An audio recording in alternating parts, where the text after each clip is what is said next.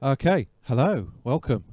So yeah, that's my little version of Voodoo Ray by a guy called Gerald, created purely on the Deluge. So this video is all about how I have done that. So this is the first actually in a series I'm going to do on creating classic tracks using just the Deluge. Now, if you've not got a Deluge, the principles are pretty much the same anyway, so you should be able to sort of follow it through and recreate it on whatever gear you've got. So this is a classic track. I remember when this came out. I had it on constant repeat when it first came out. Got it on vinyl somewhere, the original version of it. And it's a track I've been wanting to kind of recreate for a long, long time. And I saw a video on YouTube earlier this week with a guy saying the title of the video is how to play Voodoo Ray, and he sort of recreated it using the original gear, which was an 808 drum machine, obviously a TB303, and I believe it was an SH101 for the lead line. And he kind of showed you how it was played, but not really a lot on actually what the notes were or how the sounds were made and so on. So I thought, okay, I'm going to see, I'll start my new series with Voodoo Ray and see if I can recreate the whole thing on the Deluge. So the other thing just before I get into it is, if you want to get hold of the Deluge files for this, so in other words the whole song and all the samples, then go and check me out on Patreon. You would need to subscribe to the full content access, which is $3.50 a month, so it's not a lot of money. And for that you kind of get all my free exclusive content, which will be a link where you can download the Deluge file, so you've got the whole thing done for you. If you don't want to do that and you just want to kind of work it out yourself and go through it, let's go through all the bits. So we'll start off with the drums. And what I'll do is I'll just mute everything and I'll go through all the different patterns, and hopefully it'll make some sort of sense to you. So 808 kit, kick drum. Oh, that's a good start on it.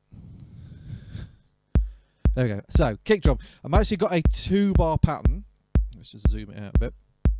So kick drum basically on all 4 beats. And again, kind of arrangement wise, you can do it how you want to do it, but it starts off with the kick drum and then we've got the toms. So if you just look at where the notes are positioned on those, so in the first bar, the low tom, which I've actually got because I kind of tuned these, I sort of had the song on in the background and tuned these to the original track. So the low tom is transposed up 13 semitones from its original tuning, and I've just stuck a little bit of reverb on, I believe. I thought I had, yeah, I must have, but only a little bit. No, sorry, that's why, because it's on effect entire, isn't it? Reverb, yeah, so kind of a couple of blocks of orange on the reverb, and I'll do the high tom in a minute. So in the first bar, the low tom is on the second 16th note there, so the E of beat 1, and then on beat 2, and then in the second bar it's basically doing the same thing. In fact, the toms are doing the same thing on both bars. It's only the hi-hat that's doing some variations in the second bar. So high tom is also tuned up, well, that's tuned up 15 semitones. And hopefully you can see there the position of, let's just get the colours up a little bit brighter. I don't want to get it too bright because it glares the screen, but hopefully you can, that's worse now. You should be able to see it on there. Okay, so the high tom goes on the last 16th note of beat 2, which is the of beat 2, and then the first and the last 16th note of beat 3, so I'm zoomed into 16th notes on here, and then the third 16th note of beat 4, so that's on the and of there. So that gives us that pattern. We've then got the rim. No, sorry, that's the clap. Let's come down to the rim is there. I was kind of struggling to get the exact position of the rim because it seems to change over the bars where it is. So I just sort of put them in randomly. I've got it on the last 16th note of beat 2, the third 16th note of beat 4, and then a little bit more in the second bar, last 16th note of beat 1, the first 16th note of beat 3, and the third 16th note of beat 4. So if we bring the rim in, we get that. So it sort of starts like that, and then when the main kind of lead line comes in, we bring in the hi-hats and the clap. The clap is straightforward enough, just on beat 2 and beat 4, normal kind of backbeat position. Then the hi-hat, I sort of tried to recreate it as best I could, listen to the original, because it's not constant 16ths all the way through. So if you look in the... I've hit the camera. I was going to say at the beginning of this video, I'm going to attempt to make a whole video without hitting the camera, and I failed again. But anyway, so we've got basically all the 16th notes, apart from... we're missing out the last 16th note on beat 1. This is the closed hi-hat. The third 16th note on beat 2, where we've got an open. And then I'm missing these two out as well, and an open on there. And then in the second bar... kind of just missing out the second 16th note on beat 3 and the second and fourth 16th note on beat 4 with another open in there. So if we have a listen to it with the hats in.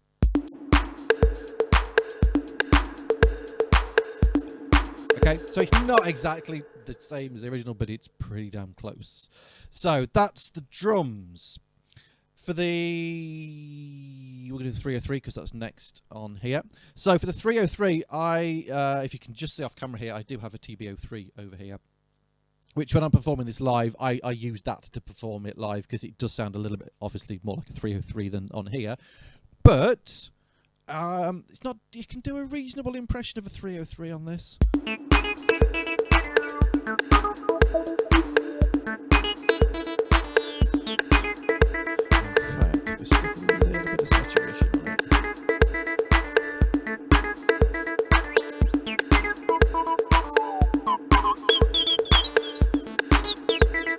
Okay, you know, it's pretty damn close to a 303. So let's just go through how I've recreated that. I have done a more in-depth video on this on my synthesis playlist, but I'll go through it pretty quick on this one. So for the 303 on this, oscillator 1 is at 50, nothing on oscillator 2 because it's a single oscillator synth, the 303. Transpose at 0, and I'm using the analog saw for the wave type. Obviously, you've got your filter and cutoff frequency there. The most of the kind of the magic for the 303 sound works in the envelope envelope patching. So what I've done is, first of all, the cutoff for the low pass filter, I've patched into envelope 2.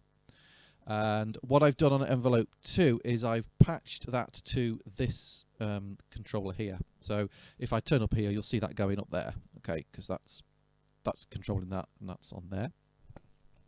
And then the decay on envelope 2, which is the other kind of bit that gives it the 303 sound, I've patched that to this controller over here. So that's on custom 3, and the envelope amount is on custom 2. So basically between those two and those two, that gives me the same controls as you would have on a 303. Just in terms of the amp envelope, we've got 0 attack, 0 delay, 50 on the sustain, and release at 0. And it's basically... actually, does that make much?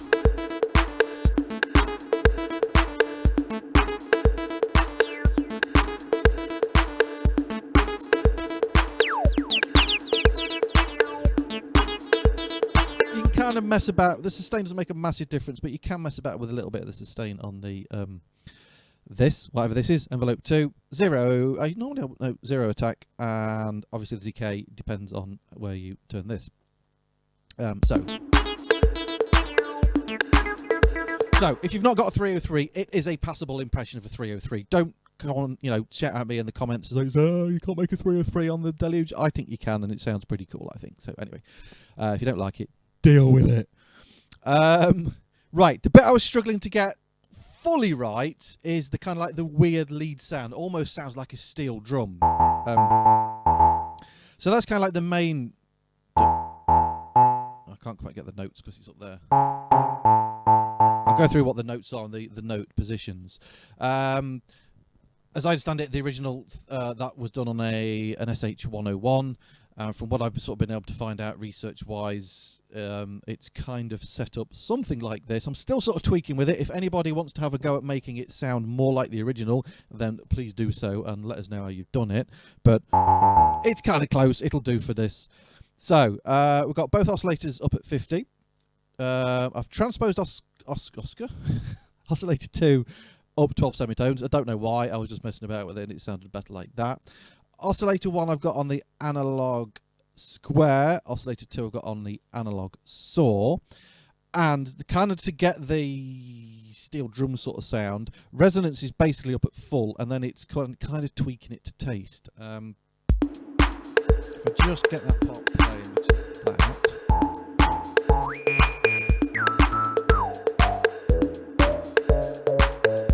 So about there kind of sounds, you know, it's not a million miles away. It's not perfect, but it's not a million miles away. So in terms of the notes and the note positions, again, it's a 2-bar sequence. So we're at 16th, yeah. So we start off on E.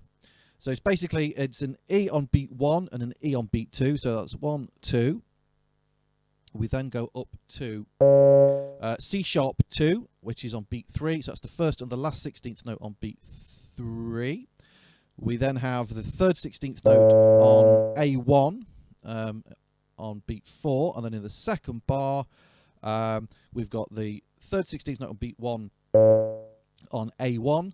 And also on A1, the second 16th note on beat 2. And then on beat 3, we've got the first 16th note on G1. And the first 16th note on beat 4 on G1. What I also did was I've done it. I kind of recreated the sound on as I did it before, and then I was just messing about with trying to get it a bit more metallic going onto the FM synthesis mode, and it kind of sort of gives it a nice sort of sub bass. I found without that it was a little bit lost, so I've got that quite low, but they're basically playing the same part, just giving it a little bit of sub bass.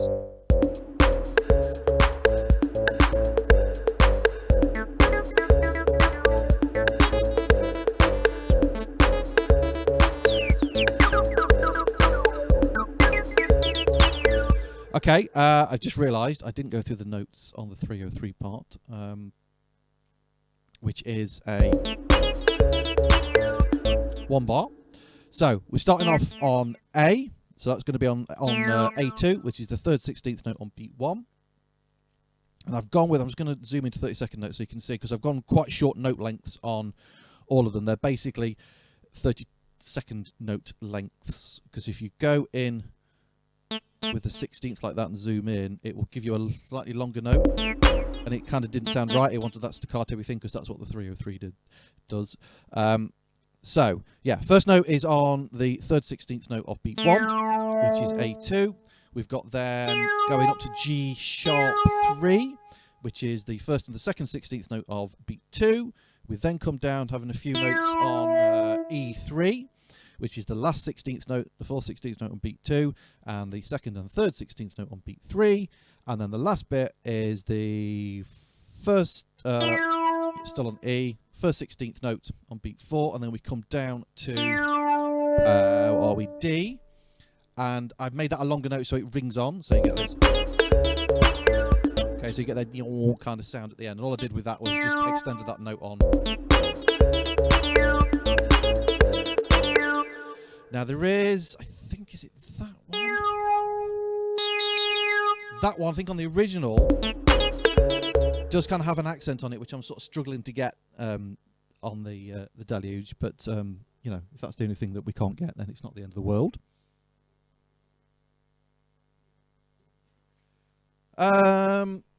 So that's it for kind of like the internal synth stuff. We've then got the samples. So we've got... Voodoo Ray. Which actually I've got too much to do. Later. Voodoo Ray. Voodoo Ray. So let me tell you where I got these from. Again, if you subscribe to my Patreon page, you'll get all of these anyway included. So a couple of bit of interesting facts. I never knew these two samples were from a comedy sketch show that I think it was probably in the 1960s. I can't remember, 1960s or 1970s anyway. But it was Dudley Moore and Peter Cook. Classic kind of UK comedy, and that one is Dudley Moore saying later, totally random, but there we go. And the kind of the biggest thing I didn't actually realise is this: the Voodoo Ray sample is actually, he's actually saying, this is Peter Cook saying this, Voodoo Rage. And I think the story goes, I found out whether this is true or not, I don't know, is that there wasn't enough sample time back in the day to get Voodoo Rage, and it kind of cut it off short. Voodoo Ray. And Voodoo Ray. It ends in, it misses the G bit off the end, so it goes Voodoo Ray. And that's where it came from. So, genius. So, Basically, the original samples for these are on YouTube, so I got those off YouTube, stuck them in Ableton Live, and just trimmed them down. So we've got them like Voodoo that. Ray. I looked everywhere to try and get the a cappella thing, so I was a bit naughty with this, but it's for educational purposes, so I don't mind. Basically, what I did was I sort of sampled into Ableton Live the start of the original track, because it's got these so there's this one. Okay, now you can hear that's still got some of the rim going off in there. There is also on that the full kick drum. So all I did was in Ableton Live, I just EQ'd that out, so you can still just about hear it. But when it's in with everything else, you can't hear it. And then you've got the second bit where the main vocal comes in. Actually, no, that's the first bit. And then you've got the ooh bit. So I just basically EQ'd out all the low end, so it wasn't fighting with the bass drum on my track. And then you can just kind of launch those as and when you want them. The way I basically play this live is that the lead line, I've actually got, let's just show you, if I just whiz this round here. I've got these Yamaha drum pads over here. And what I did was, I've mapped those to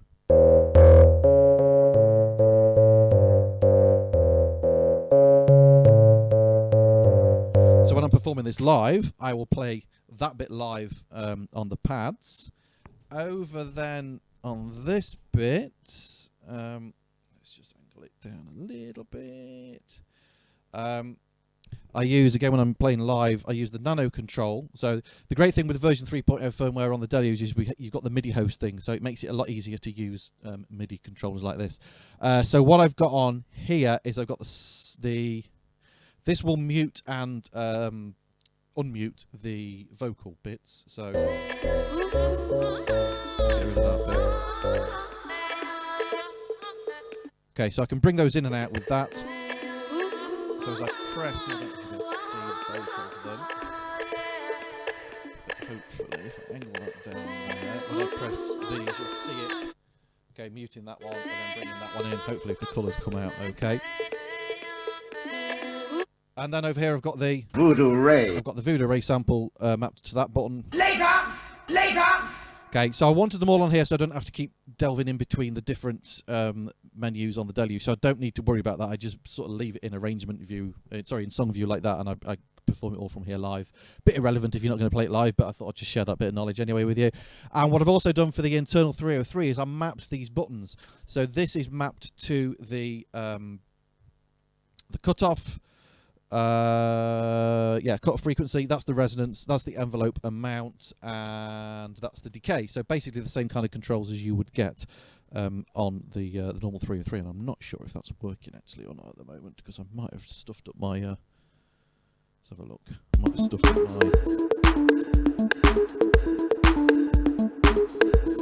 my I was messing with them earlier and stuffed up the mapping, but that's how I would do it live. So I've got control of everything, all the kind of internal stuff in here, so I don't have to sort of keep menu diving over here, because obviously if I want to change the sounds of 303 live, I would have to open that one up or press on there and hold that, which I can't do while I'm playing the lead line over there. So yeah, a bit of mapping works quite well on that. That's if I was performing it without my TB03, and normally I would perform it live with the TB03 and obviously use the controls on there. So that is pretty much it. That's how to recreate Voodoo Ray using just a Deluge, and to my ears it sounds pretty cool. So as I said earlier, if anybody can improve on the lead sound, then have a go and share it in the comments, and I'll give you a shout out, and yeah, whatever.